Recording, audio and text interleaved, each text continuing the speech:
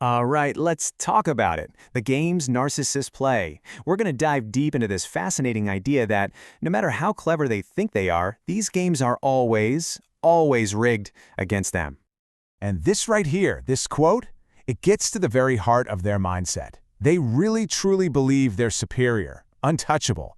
Like the normal rules, the consequences the rest of us deal with, they just don't apply. So that's the big question, isn't it?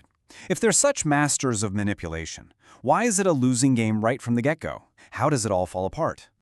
Well, the answer is actually pretty simple, but it's incredibly powerful. It's because reality, it has rules. It has a structure. And you just can't build a sustainable life on a foundation of lies. Okay, so let's start with why it even looks like they're winning in the first place. Because let's be honest, in the short term, their manipulation can seem, well, super effective. And when we talk about the game, we're not just being poetic. It's a real, conscious strategy. The whole point is to twist your perception, to make you doubt yourself, all for their own benefit. And for a little while, yeah, it totally looks like they're winning. And oh, they just love this illusion of victory. They are so wrapped up in their own cleverness, they genuinely believe they can outsmart reality itself. It's like they think they're playing a chess game, where the final checkmate will just never arrive. But here's the thing, that checkmate is always coming. Because every single lie, every bit of deception, it has a hidden price tag, a cost that just keeps adding up.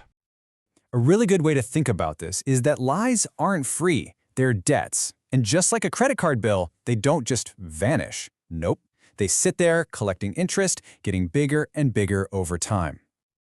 Okay, here's an analogy for you. Imagine reality is like a sturdy steel beam. The first lie, it puts a little bend in it. Then another lie and another. Each one adds more weight, more pressure.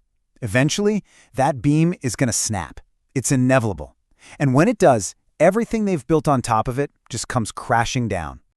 It really all boils down to the foundation you build your life on. A genuine life, one built on truth, that's like building on solid rock. It's enduring.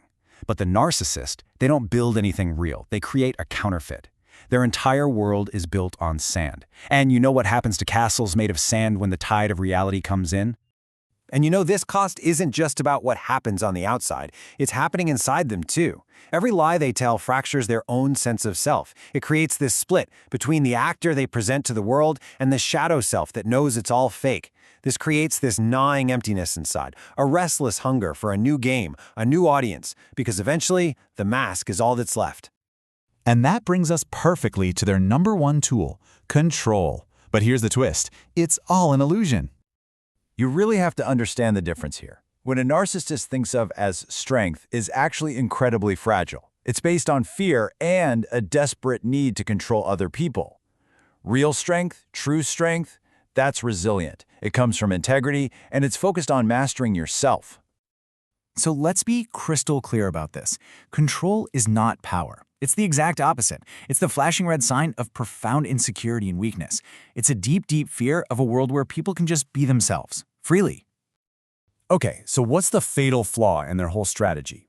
The one thing that brings the entire house of cards down. Let's get into it. So what is that ultimate flaw? The one mistake they make over and over again that guarantees the whole thing will blow up in their face. Here it is. This is the big one. They mistake capturing your attention for building your trust.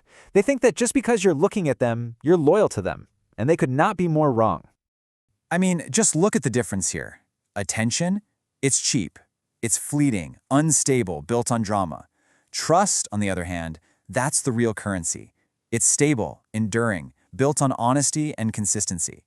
The narcissist is a master at creating spectacle to get attention, but they have absolutely no clue how to do the real work of building trust. And that's the real tragedy of it all, isn't it? They are so addicted to the performance, so desperate for the spotlight, that they can never just stop performing long enough to build something real. They can't be authentic, so they can never have trust. So how do you win? How do you put an end to this game? Well, the final checkmate is all about the most powerful move you can make, which is to just walk away from the board. It's just like a puppet show. The narcissist looks like the powerful puppet master, pulling all the strings, making everyone dance. But all of that power, every bit of it, disappears the second the audience gets up and walks away. Without you watching, The show is over.